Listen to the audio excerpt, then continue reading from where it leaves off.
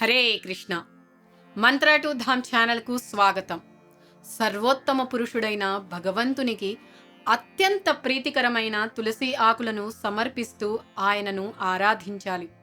తులస్యా ప్రియాయ ప్రభుం. ఇది శ్రీమద్ భాగవతం 4వ స్కందం 8వ అధ్యాయం 55వ శ్లోకంలో చెప్పబడింది.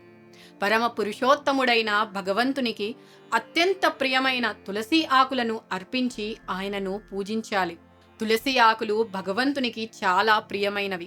భగవంతుని పూజలో తులసి ఆకులకు ఎంతో ముఖ్యమైన స్థానం ఉంది అని శాస్త్రాలు చెబుతున్నాయి. సలిలైహి అనే పదం నీటిని సూచిస్తుంది. కానీ ఆ నీరు చాలా స్వచ్ఛంగా, పవిత్రంగా సేకరించబడినదై ఉండాలి. పూజకు ఉపయోగించే పుష్పమాలలు, పండ్లు, కూరగాయలు కూడా మనకు లభించే విధంగా శుభ్రంగా సేకరించాలి.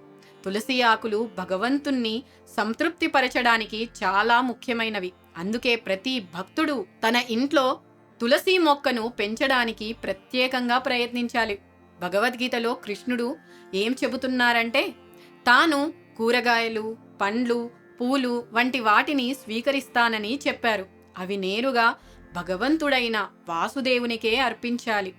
అర్పణ చేసే విధానం కూడా పాటించకుండా అర్పించలేము. భగవంతునికి ప్రతిరోజు మనకు అందుబాటులో ఉన్న దాన్ని బట్టి అర్పించాలి.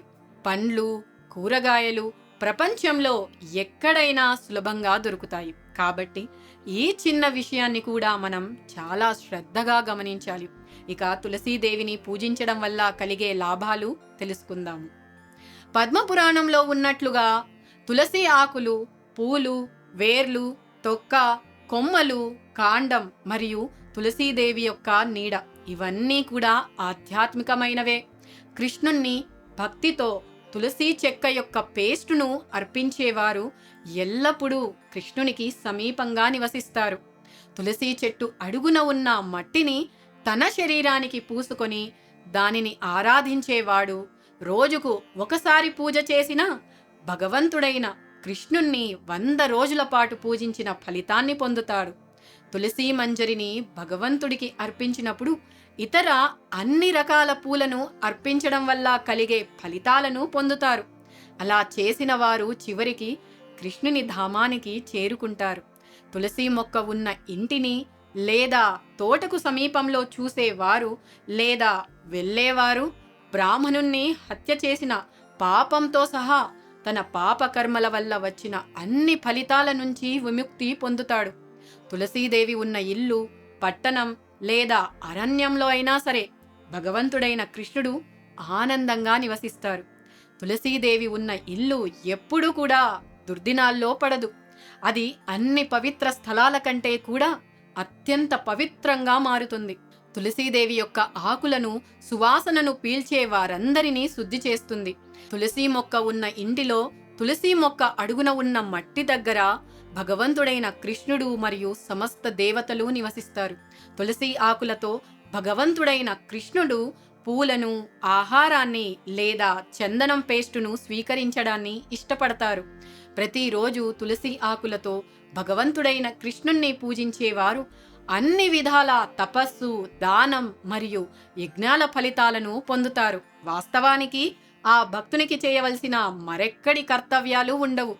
అతడు శాస్త్రాల సారాన్ని గ్రహించిన వారవుతారు. తన నోటిలో లేదా తలపై భగవంతుడైన కృష్ణునికి అర్పించబడిన తులసి ఆకులను ఉంచుకునేవాడు కృష్ణుని ధామాన్ని పొందుతారు.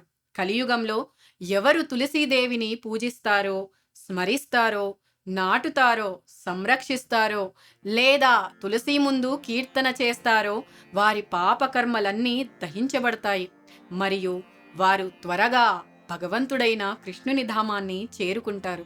తులసి ఆకులతో భగవంతుడైన కృష్ణుణ్ణి పూజించేవారు తన పితృవంశీకులందరినీ జన్మామరణ చక్రం నుండి విముక్తి చేస్తాడు. తులసి మహిమలను స్మరించేవారు లేదా ఇతరులకు చెప్పేవారు మళ్ళీ జన్మించరు. మీరు నిజంగా తులసి మొక్కను పెంచగలిగితే దానికి సంబంధించిన కొన్ని విషయాలను తప్పకుండా తెలుసుకోవాలి. అలా చేస్తే కృష్ణునిపై మీ భక్తి స్థిరంగా నిలుస్తుంది. సాధారణంగా ఏప్రిల్ 15 నుండి జూన్ 15 వరకు ఈ మొక్కను పెంచడానికి అత్యుత్తమ కాలం. మొలకలు బయటకు వస్తున్నప్పుడు వీలైనంత వరకు మొత్తం ప్రదేశాన్ని జాలితో కప్పాలి. ఎందుకంటే ఆ దశలో మొక్కలు చాలా సున్నితంగా ఉంటాయి. కొన్నిసార్లు పిచ్చుకలు వాటిని తినేస్తూ ఉంటాయి. అందువల్ల పిచ్చుకల దాడి నుండి కొంత రక్షణ కల్పించాలి. భక్తులందరూ కనీసం రోజుకు ఒక్కసారి ప్రసాదం స్వీకరించే ముందు ఉదయాన్నే తులసి మొక్కకు నీరు పోయాలి. నీరు చాలా ఎక్కువగా పోయకూడదు, కానీ నేల మెత్తగా మరియు తడిగా ఉండేంత మాత్రం పోయాలి. సూర్యకాంతి కూడా ఉండేలా చూసుకోవాలి.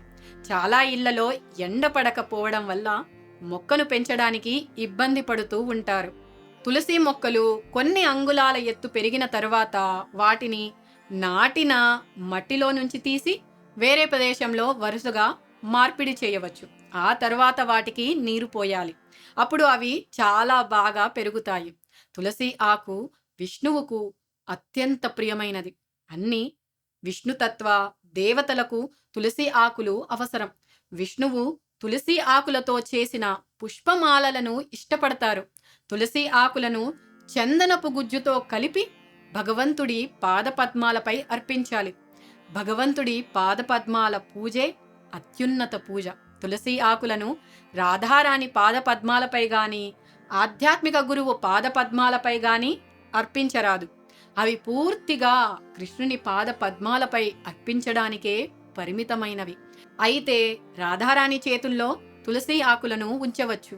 అలా చేయడం కృష్ణుని పాద పద్మాలపై అర్పించినట్లే ఫలితాన్ని ఇస్తుంది. తులసీదేవిని పూజించడానికి ఉన్న శ్లోకాలలో మంత్రాలలో 3 శ్లోకాలు ఉన్నాయి. ఈ మంత్రం సాష్టాంగ ప్రణామాలు లేదా పంచాంగ ప్రణామం సమర్పించడానికి చెబుతాము. బృందాయై తులసి దేవ్యై ప్రియాయై కేశవస్య చ విష్ణుభక్తి ప్రదే దేవి సత్యవత్యై నమో నమః. అంటే శ్రీకృష్ణునికి అత్యంత ప్రీతిపాత్రులైన భక్తులకు కృష్ణ భక్తిని ప్రసాదించే బృందాదేవి తులసీమాతకు నా నమస్కారాలు అని అర్థం. బృందారూపంలో ఉన్న శ్రీమతి తులసీదేవికి నేను మళ్ళీ మళ్ళీ నమస్కారాలు అర్పిస్తున్నాను. ఆమె భగవంతుడైన కేశవుడు అంటే కృష్ణునికి అత్యంత ప్రియమైనది. తర్వాత తులసి మొక్క చుట్టూ ప్రదక్షిణ చేస్తూ పాడవలసిన మంత్రం శ్రీ తులసి ప్రదక్షిణ మంత్రం. యాని కాని చ పాపాని బ్రహ్మహత్యాదికాని చ తాని తాని ప్రణశ్యంతి ప్రదక్షిణః పదే పదే. శ్రీమతి తులసీదేవి చుట్టూ ప్రదక్షిణ చేయడం వల్ల బ్రాహ్మణ హత్య పాపంతో సహా మనం చేసిన అన్ని పాపాలు ప్రతి అడుగులో నశిస్తాయి. తులసి ఆకులు మరియు మంజరులను సేకరిస్తున్నప్పుడు పఠించవలసిన మంత్రం తులస్యమృత జన్మాసి సదా త్వం కేశవ ప్రియా కేశవార్థం చినోమి త్వాం వరదా భవ శోభనే. అంటే ఓ తులసీదేవి, నీవు అమృతం నుండి జన్మించిన దానివి. నీవు ఎల్లప్పుడూ భగవంతుడైన కేశవునికి అత్యంత ప్రియమైన దానివి.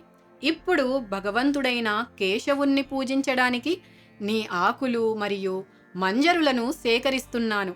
దయచేసి నాపై నీ అనుగ్రహాన్ని ప్రసాదించు అని ఈ శ్లోకాన్ని పఠించాలి. కాబట్టి ఈ 3 మంత్రాలు ఉన్నాయి.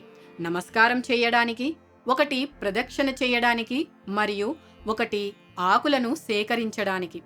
ఆకులను సేకరించడం ఉదయం ఒకసారి, నైవేద్యం కోసం పదార్థాలపై పెట్టడం కోసం చేయాలి. ప్రతి గిన్నె లేదా పళ్ళెంపై కనీసం ఒక ఆకు ఉండేలా చూసుకోవాలి. మన సనాతన ధర్మంలో తులసికి ఉన్న ప్రాముఖ్యత అంతా ఇంత కాదు.